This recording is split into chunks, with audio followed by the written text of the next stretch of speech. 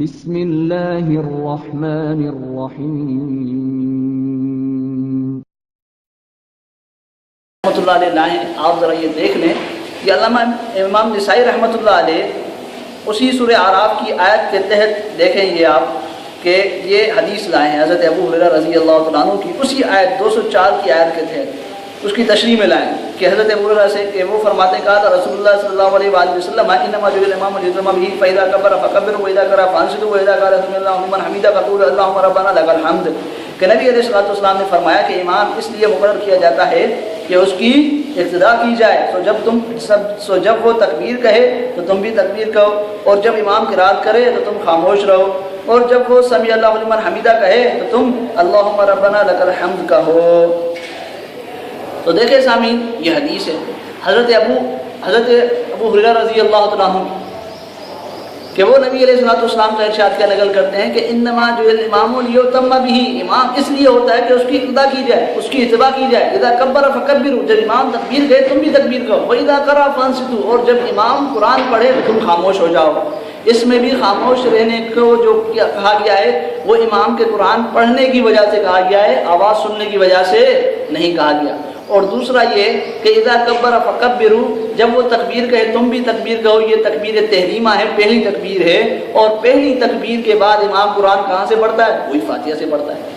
تو اس کے اندر جو شبہ کرتے ہیں وہ ان شبوں کا بھی جواب آ گیا۔ الحمدللہ سامعین، یہ حدیث بھی سند کے اعتبار سے صحیح ہے، اسی لیے اس حدیث کو امام نسائی رحمۃ اللہ علیہ لائے ہیں، اور امام نسائی جب سنن نسائی کے اندر حدیث لا رہے ہیں تو بقول اہل حدیث عالم حافظ زبیر علی زئی صاحب کے وہ حدیث 7 محدثین کے نزدیک صحیح ہوتی ہے۔ ان کے آپ ذرا نام یہ ملاحظہ، بس کتاب موجود ہے آپ دیکھ لیں کہ لکھتے ہیں کہ ابو احمد بن عدی ابن مندہ، ابو علی عبدالغنی، ابو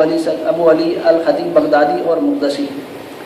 اس یعنی ان کے نزدیک یہ نسائی والی حدیث کیا ہوتی ہے؟ صحیح ہوتی ہے بقول حافظ زبیر علی صاحب کی، اور حافظ صاحب کے نزدیک بھی حدیث صحیح ہے، حافظ زبیر علی صاحب کے نزدیک بھی یہ حدیث صحیح ہے۔ اور اس کے علاوہ امام مسلم رحمۃ اللہ علیہ محدثین میں مفسرین میں، اور امام مسلم کے علاوہ امام ابن عبدالبر رحمۃ اللہ علیہ نے بھی اس حدیث کو صحیح مانا ہے، اور امام احمد بن حنبل رحمۃ اللہ علیہ کے نزدیک بھی حدیث کیا ہے؟ صحیح ہے۔ لیکن بات وہی آ جاتی ہے کہ حدیث تو صحیح ہے لیکن اس پر عمل بھی ہے حنفیوں کا، لیکن حنفیوں کی تائید کر رہی ہے، اس لیے پھر اہل حدیث حضرات اعتراض کرتے ہیں۔ اب وہ اعتراض کیا ہے؟ ایک تو اس رقے راوی پر اعتراض کیا جاتا ہے کہ محمد بن عجلان جو راوی ہے، آپ ذرا یہ اعتراض خود انہی کے اکابر سے ملاحظہ فرما لیں، یہ ہمارے پاس کتاب ہے، ابو سہیل محمد داؤد صاحب لکھتے ہیں کہ اس حدیث پر یہ اعتراض ہے کہ محمد بن عجلان راوی ہے جس پر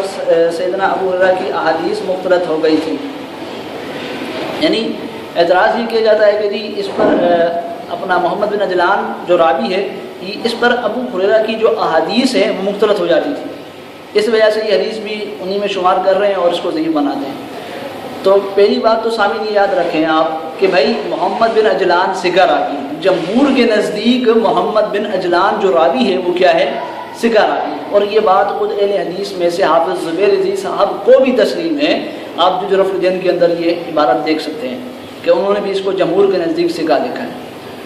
اور اس کے علاوہ جہاں تک بات ہے کہ جی محمد بن عجلان پر ابو ہریرہ کی روایات مختلط ہو جاتی تھی، تو اس کا جواب سامعین اصول حدیث کے اعتبار سے یہ ہے کہ آپ پہلے یہ اصول ملاحظہ فرمائیں، پھر انشاءاللہ میں آپ کو یعنی آپ کو یہ جواب سمجھ میں آ جائے گا۔ یہ لکھتے ہیں حافظ زبیر علی صاحب کہ صحیحین میں جس مختلط اور متغیر الحفظ راوی سے استدلال کیا گیا ہو، صحیحین میں جس مختلط اور متغیر الحفظ راوی سے استدلال کیا گیا ہے، یہ اس کی دلیل ہے کہ اس کے شاگردوں کی روایات اختلاط سے پہلے کی ہیں، اس کے شاگردوں کی روایات اختلاط سے پہلے کی ہیں، نور العینین۔ یعنی یہ کہنا یہ چاہتے ہیں، اصول حدیث بھی یہی ہے کہ اگر صحیحین میں کوئی ایسا راوی جو مختلف، اس پر الزام یہ ہوگا جی اس کو اختلاط ہو جاتا ہے، یہ مختلط ہو جاتا ہے فلاں راوی کی روایت میں، اگر اس سے کوئی روایت آئے تو پھر یہ مانا جائے گا کہ اس سے جن شاگردوں نے وہ روایت نقل کی ہے وہ اختلاط سے پہلے کی۔ تو یہ محمد بن عجلان سے ہی ایک روایت نقل کی جاتی ہے مسلم کے اندر، محمد بن عجلان سے، جو ان کے شاگرد ہیں، آپ ذرا دیکھ لیں گے ان کے شاگرد ہیں محمد بن عجلان کے ابو خالد۔ سامعین یہ آپ دیکھ لیں کہ مسلم کے اندر یہ ایک روایت ہے اور اس میں محمد بن عجلان سے ان کے شاگرد ابو خالد نقل کرتے ہیں۔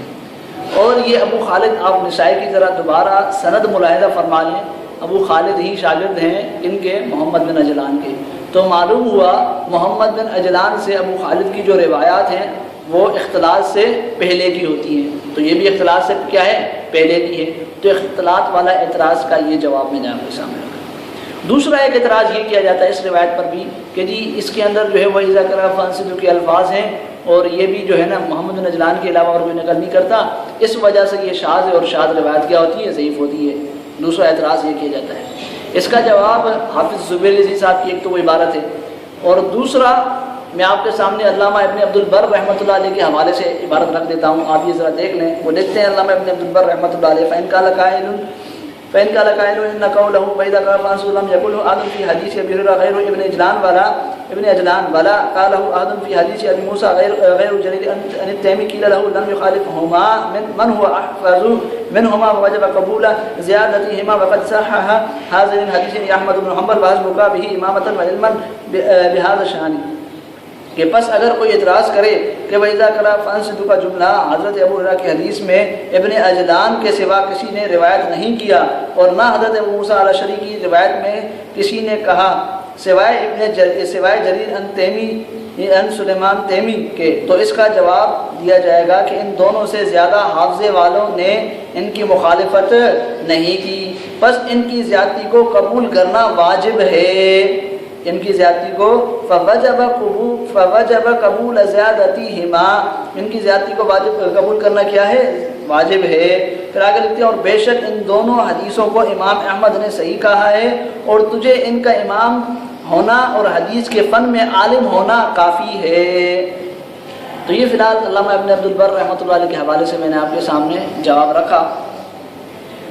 ایک اور اعتراض بھی سامعین اس حدیث پر کیا جاتا ہے، تیسرا اعتراض یہ کیا جاتا ہے کہ ابن اجلان جو راوی ہے وہ مدلس ہے۔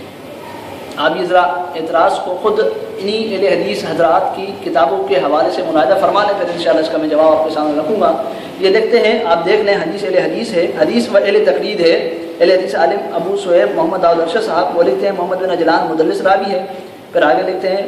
زیر بحث روایت میں تحدیث کی صراحت نہیں لہذا ضعیف ہے۔ اور اس کے علاوہ یہ ارشاد القصری صاحب بھی لکھتے ہیں کہ ابن اجلان مدلس راوی ہے اور یہ روایت معنن ہے، لہذا کیوں کر صحیح ہو سکتی ہے توسیع الکلام۔ تو سامعین آپ نے دیکھا کہ ابو صہیب محمد داؤد ارشد صاحب اہل حدیث عالم جو ہیں وہ بھی اس حدیث کو محمد بن اجلان کی تدلیس کی وجہ سے ضعیف کہتے ہیں، اور ارشاد القصری صاحب بھی مدلس ہونے کی بنیاد پر، ان کی بنیاد پر اس حدیث کو کیا کہہ رہے ہیں؟ ضعیف کہہ رہے ہیں۔ تو اس کا ایک جواب تو میں بطور فی الحال الزام آپ کے سامنے رکھتا ہوں۔ وہ جواب کیا ہے سامعین؟ وہ جواب یہ ہے کہ محمد بن اجلان کی روایات خود ابو صہیب محمد داؤد ارشد کے نزدیک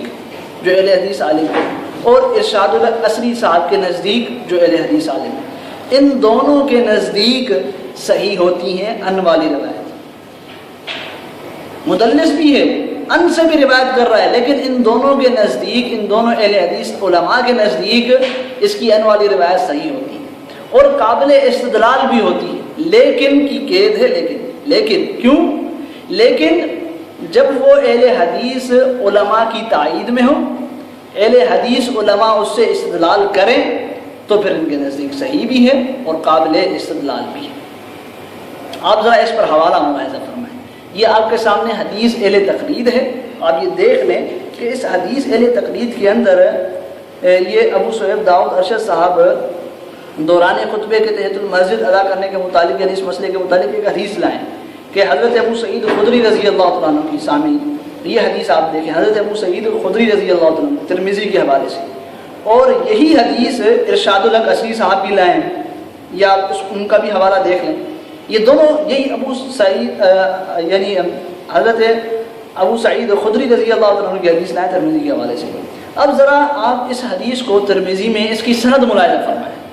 اس کے اندر یہ دیکھیں آپ کہ محمد بن اجلان راوی ان سے روایت کر رہا ہے، محمد بن اجلان راوی ان سے روایت کر رہا ہے۔ اب یہ راوی اس کی سند کے اندر ان سے روایت کر رہا ہے، لیکن پھر بھی یہ لوگ اس سے کیا کر رہے ہیں؟ استدلال کر رہے ہیں، اس کو صحیح مانتے ہوئے۔ لیکن حنفیوں کی روایت میں آ جاتا ہے تو مدلس اور ان اور ضعیف بن جاتا ہے۔ تو یہ الزامی جواب فی الحال میں نے آپ کے سامنے رکھا ہے کہ اس کا ان کوئی ایسا نہیں کہ اس کی روایت سے جو ہے وہ اس کے ان سے روایت ضعیف ہو جائے، مگر نہ ان کی روایتیں بھی ضعیف ہونی چاہیے۔